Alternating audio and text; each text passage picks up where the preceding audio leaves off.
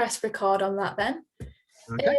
So I don't know how much you know about my product already, but I'm Katie, I'm from Barnsley College, and I'm in the process of filming a documentary. It's called NHS Heroes Behind the Mask, and it looks into the real life of healthcare workers, their mental and physical struggles that healthcare workers can face as a part of the job and how challenging it can really be. It's just to raise awareness, especially like the current times, of to make people more be able to support people that are going through the NHS, because a lot of people know healthcare workers, and just to be a bit kinder when they like visit hospitals, and it's just sort of, that's the kind of vibe we're going for. So the reason why I've asked you to meet with me today is just to find out for some market research, just want to know a bit more about the documentary industry, how to sort of meet the needs of my specific target audience, and some tips and tricks for editing this product together to make it at a professional standard. And I was just hoping you'd be able to help me with all that. I've got a few questions for you. No problem, I'll certainly try. Brilliant. So my first question for you is, what does the current business climate look like for documentary making at the moment? It's factual programs, as we would call them, which obviously encompasses a lot of documentary stuff, is really popular at the moment. So these kind of high profile factual shows, Netflix and Amazon are now one of the kind of key players in that world, as well as the BBC Channel 4 kind of documentaries you've got. And that can range from sort of one-off singles about big landmark events, sometimes with celebrities attached, to the long-running factual shows, so 24 hours in A&E, even stuff like police camera action, traffic cops, police interceptors, those kind of factual shows as well. So we make a couple of medical emergency shows, Helicopter ER and 999 Rescue Squad, which follow the work of the emergency services and the NHS teams. And they're still really popular. You know, people are really interested in people's lives when they do interesting jobs, and whether that's emergency stuff, or we also do Bangs and Cash, a classic car auction series, so a much lighter subject matter, but it's still the same sort of thing. It's still observational, following people doing interesting jobs and trying to translate that into engaging TV. So overall, there's never been a better time to make factual telly. I think there's lots of outlets for it, and lots of people still like watching it. So what kinds of documentary are in the highest demands and others? Bill Nichols' proposal was 6 different documentary styles. So which sort of styles are in the highest demand at the minute? I think observational documentary is still very popular. It's been around a while. And the key to all of this is to make it accessible and interesting to watch. There's, particularly over the last year or so, there's been a lot of very negative news. You know, people are feeling a bit downbeat, and actually people want a bit of escapism. So people like interesting people doing interesting jobs, whether that's emergency or cars or restoring planes or any other subject matter. They're always interested in well-known faces doing interesting things. So that's when you get into the celebrity travel logs, traveling around the country, those kind of shows, or a glimpse into a hidden world. So at the moment, people love the kind of big brands, the Inside Monaco, the world's most luxurious hotels, those kind of things. So that get you into places that you can't normally get. So I'd say they're kind of 3 big openings, but whatever it is, it's always ordinary people doing extraordinary things, or extraordinary people doing fairly ordinary things, or just something a bit out of the ordinary with big characters and a story to tell. And the key to our role is to make it an engaging story that's simple enough to follow, but engaging enough to kind of stay with. Well, that's quite reassuring, because that kind of fits the sort of idea that I'm going with, sort of interesting people with interesting stories. Exactly, and that's what telly is and always has been, really. So yeah, if you find those characters, you know, casting is a big thing in the television world, of finding the people and getting the right ideas. And once you've done that and you land on someone who can tell a compelling story and has something interesting to say, then yeah, that often translates to compelling telly. So with the product that I'm making, the target audience that I've identified through some target audience surveys, I'm aiming this product towards around like a 22-year-old female, potentially still in university, you know, working and developing a career. And this is who I will be directing the product towards. What sort of advice would you give me to sort of be able to aim this documentary at that target audience specifically? That's a difficult audience to reach across the board. So TV audiences are tending to get older. So most of the main channels are trying to chase that under 25s audience, particularly in the commercial world, because that's where marketing's aimed. People have a lot of disposable income in their early to late 20s. And so people are, they're kind of the big brands. And so Channel 4, for example, will do something that perhaps doesn't get a really big audience like The Circle, but they're really proud of that because it gets a younger audience. So the main broadcasters are all trying to get to younger people, whereas a lot of our shows, so on the Yesterday channel, for example, the kind of male skewing audience of 65 plus is actually fine for them because that's a different demographic as well. So you've picked a tricky one. I think younger people are watching less and less television, find a lot of their content now online through social media sites and YouTube and all the rest of it. But that still doesn't mean that there isn't a market for strong factual stories. And so trying to tell a story in that way, you will know better than we do, really, I guess, of the sort of thing that you watch, chatting to your friends, what would they watch, and how to keep that story engaging to that audience. But ultimately, it comes down to the same fundamentals, however you tell it, of interesting people telling an interesting story and just spelling out that structure that keeps people following it through. So do you think that's maybe the best way to reach this target audience is to make sure that it is publicised through a lot of different social media to try and reach that specific group of people? Yeah, I think so. And try and just tap into what people are talking about. And so, clearly the NHS is a big talking point at the minute. There's a lot of support for it. And yeah, you could have the greatest film in the world, but without people being aware of it or being able to find it, it's difficult to get an audience for it. So yeah, you're absolutely right. It's trying to tie that into people's interest groups, whether it's specialist websites in whatever kind of subject matter you're doing, or whether it's through film festivals or whatever other way of getting it publicized and getting people to watch it. Yeah. So with the documentary idea that I have, what do you think is sort of the best style to transfer this idea into to make it appeal to the most amount of people? And what sort of components would that include, including to make it fit that style?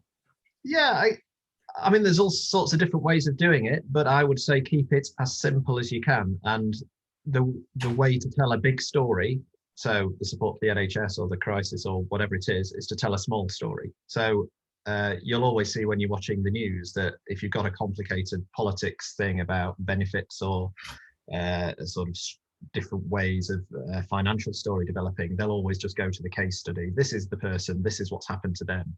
And telling their story is the way to tell the big story. So whatever it is you're looking to do, finding the case study that's where that's affected them and that's given them a problem and something that you want to see them overcome, then that's how to tell a simple story. And whenever you're thinking of however complicated the story might be, whether it's something enormous like the climate crisis and global warming, the way to tell that is through individual little stories that actually resonate with people. So that's the key, to find the little story and tell that well. And in doing that, you open the bigger picture rather than going too broad to start with.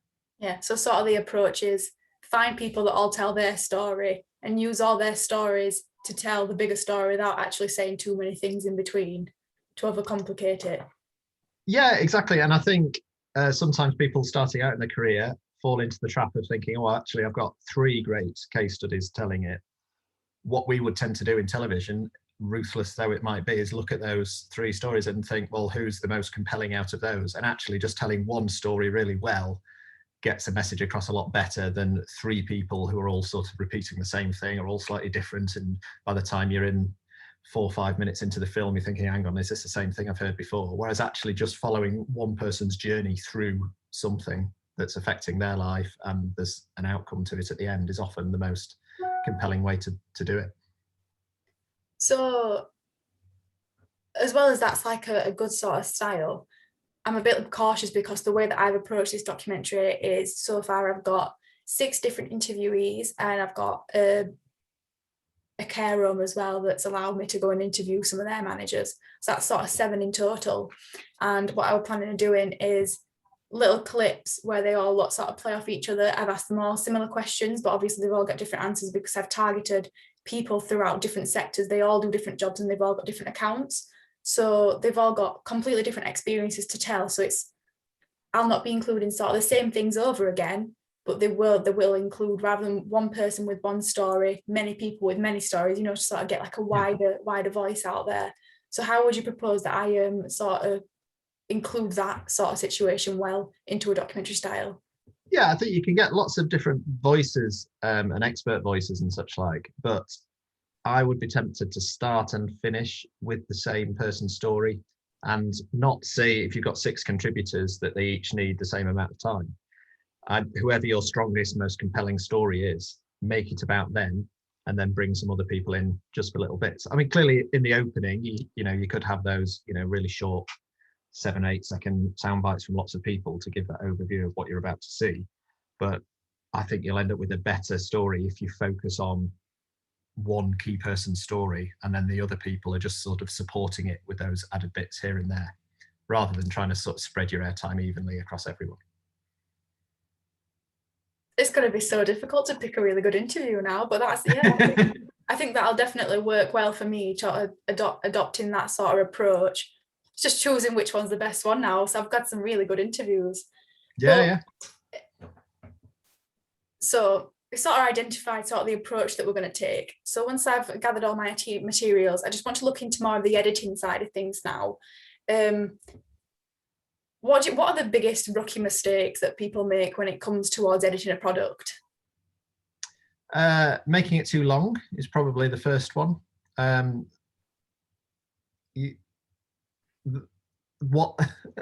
we all suffer from this. We'll do an edit. We're making a property show at the moment about renovating houses, a bit kind of grand designs kind of program.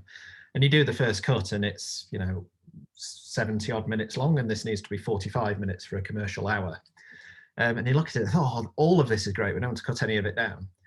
But always, when you cut it down, it is always better. And the best person to tell you which bits to cut out isn't yourself, because you've grown attached to certain bits or the way you've done it.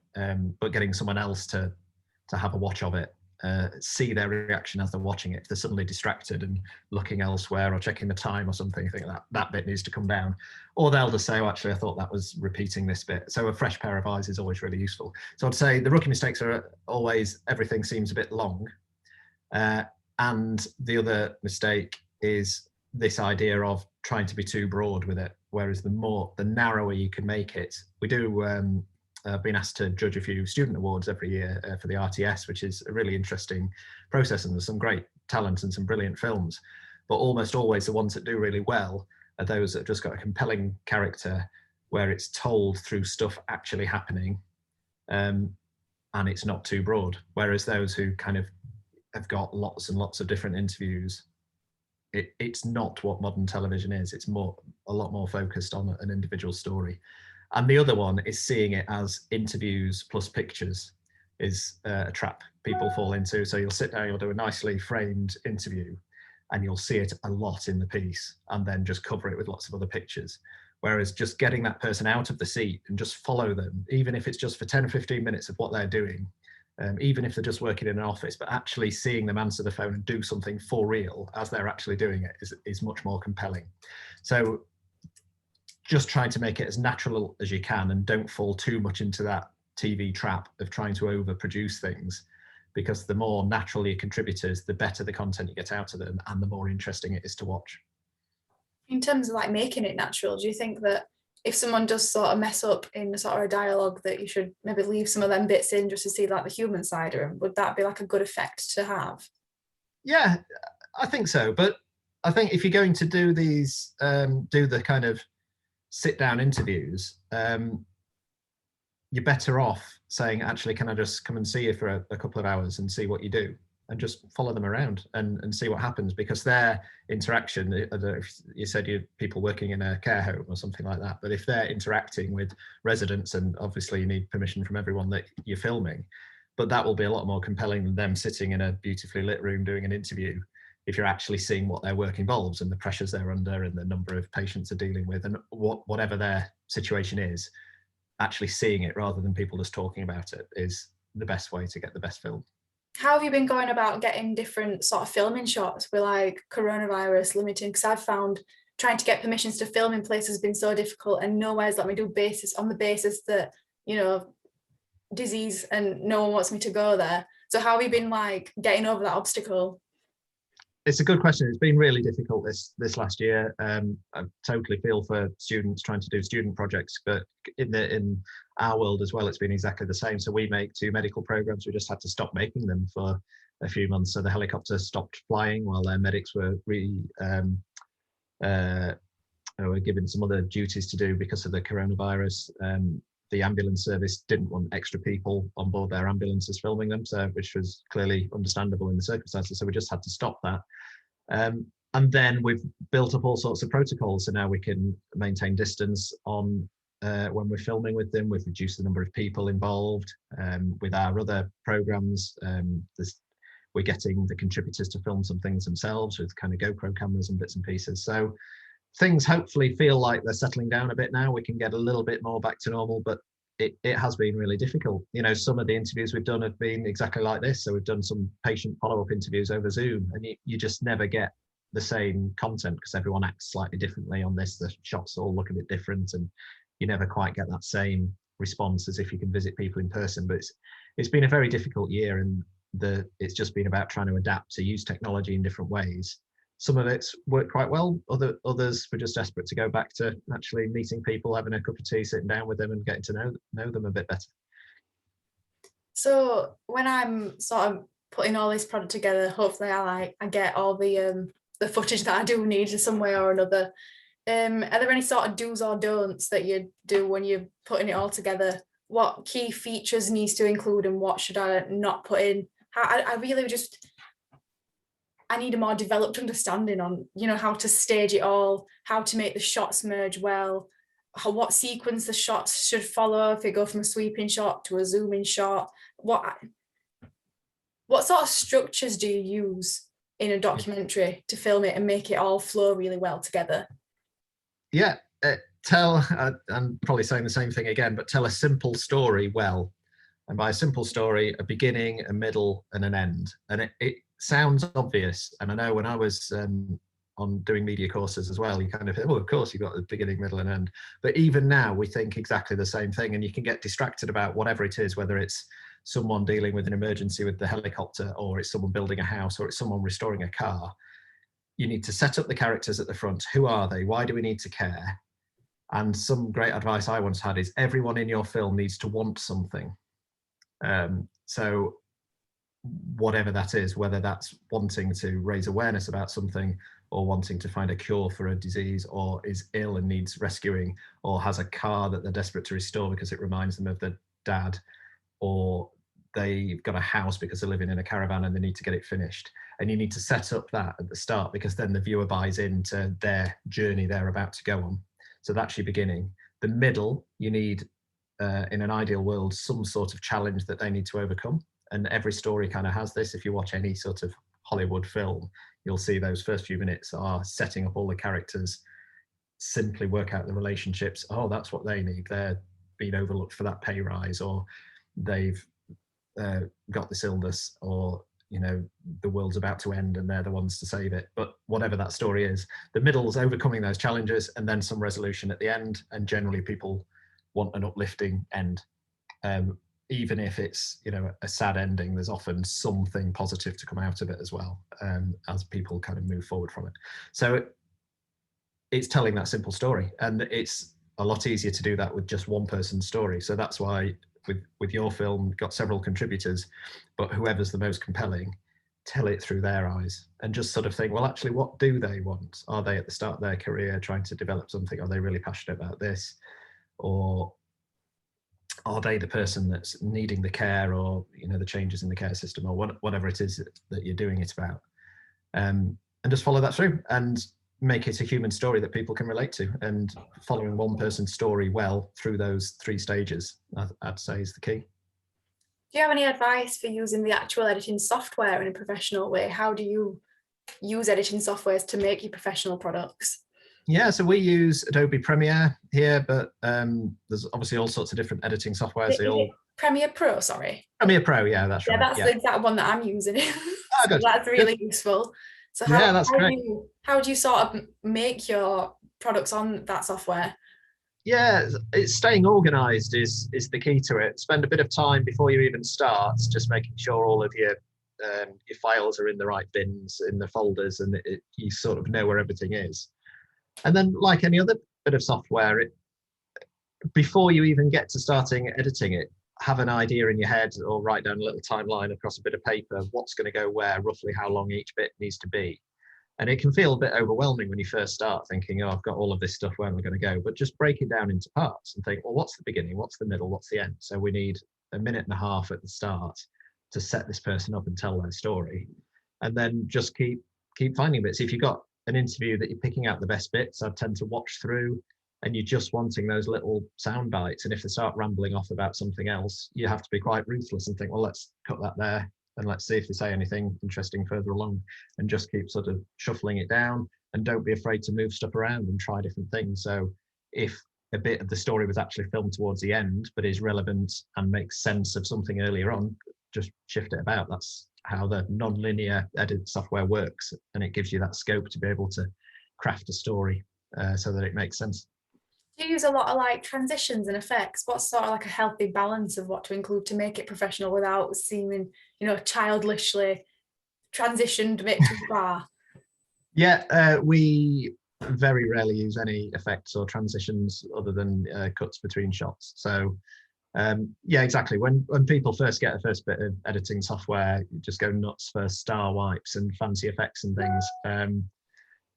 And that just becomes a bit of a distraction. What you're wanting to do is tell a compelling story, and it's a lot easier to pace something by just cutting between it. So, occasionally you can give the idea of a passing of time through fading through black, or a transition mix if you've got ripples on a pond and that sort of thing. But I wouldn't get too distracted by that. I'd kind of cut between the shots and keep it moving fairly quickly, and you'll end up with a more professional video that way, I think. With the layers that like sort of, so when you're looking at it and it's got all those different sort of layers to it and levels, do you have anything other than, you've got your normal shot, you've got the background music behind it, you'll have the audio for whoever's doing the voiceover with the different shots. Do you have any other sort of layers or components? Like I'm planning on doing some on-screen graphics. Is there any other additions that you put into that to make it that's not just audio, music, footage? Yeah, so you can obviously do different coloring effects, layers, and like you say, on-screen graphics and bits and pieces. So we tend to, and this is all part of staying organized. So with the audio tracks, we tend to have the main dialogue on channels 1 and 2. We'll have any narration on channel 3. Sound effects on channel 3, like natural effects that we filmed with it. Our narration on channel 4, and then kind of music mixers below that. And then whatever system you pick, just make sure everything's in the same space. And then when you're moving stuff around, it makes it a lot easier to see where things are. Otherwise, you just end up with 8 tracks, of which most of them have nothing on it, and it's all just a bit of a mess. So the more tidy you can make your timeline, the easier it is to edit, and the more creative you'll be. And then when you're stacking video on top of it, clearly you could do picture in picture and all that sort of stuff. But again, I'd tell a good story well. We tend to have everything just on one video track. If we're putting sort of name captions or date captions, or sometimes a hashtag on the end of a program into an advert break, then that will just be on a video track above. But you can have a play around with all of those effects. But yeah, it tends to be just keeping your audio organized, and keep your video, your main part of the video, all on that first track. Some of the feedback that I got from like the first audio news part that I did is I got told that sometimes I overdid it a bit with the music, and it sort of had music all the way through, and there should have been some parts where it didn't have any music at all. What's the balance for music? What sort of sections would you propose? Just sort of didn't have anything other than just the raw audio, if you get what I mean. Yeah, I think always think what's the music doing? What's the point of it being there? And if it's just because it sounds good and it's lurking in the background, then that's probably no reason for it to be there. So we use music in television to help convey a mood and help tell the story of what you're doing. So we'll tend to use the music at the start of a new sequence. So you're setting up a new character, they're arriving for work or they're driving or whatever. Some music over those pictures as you're setting that up, and the music can match whatever mood you've got at that particular stage of the film. Once someone starts talking, we'll tend to tail that off. And equally, using no music, keeping things silent or just sound effects is a lot more compelling than just having a track running. So it's something, whatever program we're making, editors love a bit of music in the background, and sometimes you just watch it and think, I'm getting really bored of this music track now, let's lose it here, and then we can start another one there. And so keeping just the start and end of music tracks to be there for a purpose, to tell a certain story. But if you've got a 3-minute music track, you don't want to be hearing all of it. And watch lots of telly, watch lots of feature documentaries, and watch Hollywood films, and you'll see what the music's doing at certain stages, and you don't need it all the way through. And silence is often the most compelling thing you can have in a film. Sort of like the last thing really that I'm still a little bit cautious about is, obviously I have found myself in a trap where a lot of the situations I've been in, I've not been allowed to get filler shots, or there's been no opportunities for filler shots, because it's been in sort of like a garden and there's not much to gather from that sort of location. Either how would I go about finding filler shots that aren't from the interviews that I've done that will still work with it, to just slide in there so I can use my own content? Or how do you go about, do you use sort of stock footage and other people's footage if you're like ever missing gaps where you've not got your own videos to include? Yeah, we don't tend to use much stock footage. We'll only use archive footage where something has been filmed that we haven't been at. So particularly with the history stuff, obviously stuff from, the war or whatever, we'll pay someone else for their footage. Yeah. As for sort of this idea of kind of filler shots is, again, a trap some people fall into, in that we've got an interview, we just want to lay some pictures over it, kind of just for the hell of it, which is where shooting people in sequences actually doing some things a lot better, because then you don't need just these sort of shots just of random stuff, because it can sometimes just feel like, where on earth that random shot of a flower come from when they're talking about something else. So trying to think, whatever they're talking about, if they mention something in an interview, or when I'm going around visiting the patients, well, let's see them going around visiting the patients, so try and film them doing it. Or if they say, oh, I'm always thinking when I'm driving to work, try and get a film on your iPhone or whatever in a car, and just get shots of that stuff actually happening. But yeah, I appreciate, like everything else at the moment, it's hard to get access to places to be able to do that. But being able to film that person doing stuff rather than just random shots to illustrate what they're talking about is always the best way. Yeah. So do you just have anything else, any more advice that you think, if you were doing this product, this is the way I'd do it? Is there anything that I've said that you think, oh, well, maybe wouldn't sort of take that approach, I'd do it slightly differently if I could? I think the main thing is what we've been talking about, is tell a simple story with one person and use some other people to help enforce that story. I think will give you the best product at the end. So don't feel, if you've got 6 contributors, that you need to use all of them for the same amount of time. 2 of them you might want to get rid of, and just tell the compelling one with a few extra people as well. And ask lots of people. Show, quite often in television or any creative thing, you kind of keep it to yourself because, I don't want anyone to see it till it's finished. But actually just letting other people think, oh, they're really boring, but oh my God, that third person, they were fascinating, I want to hear more about that. And then you'll think, well, actually, why don't I focus on them and get rid of that other person? So you've kind of just take lots of views on board. The fun bit about television is it's a big collaborative thing. You have big teams, everyone throws their ideas in. And you can still do that when you're doing a student project by getting other people's thoughts, so you can still collate all of those ideas. It's still very much your project, but share it widely and take everyone's views on board. And I think you'll really enjoy it. The one thing I forgot to ask you as well, when you mentioned about don't overtime it, what sort of time limit would you give to how long would you make this product if you were doing it? Really difficult to answer. And I know, different courses say, the point of this is to make a 10-minute film or to make a 20-minute film or a 2-minute film or whatever. So clearly go with whatever you've been set. But my overall advice is the shorter the better. when we look at judging the Student Film Awards, almost always the shorter ones are the better ones, just because they're pacier, they tell a story more succinctly, and there's less kind of baggy bits in the middle where you're starting to lose your attention a bit. So don't ever think someone, my film was only 4 minutes and someone else's was 16, therefore theirs is much better. Yours is, the shorter's almost always going to be the better one if the content's still there, but it's kind of condensed to tell a really interesting story, then that's often the best way. Well, thank you for all your advice. It's been very beneficial talking to you. I'll just stop this recording now if I can figure out how to.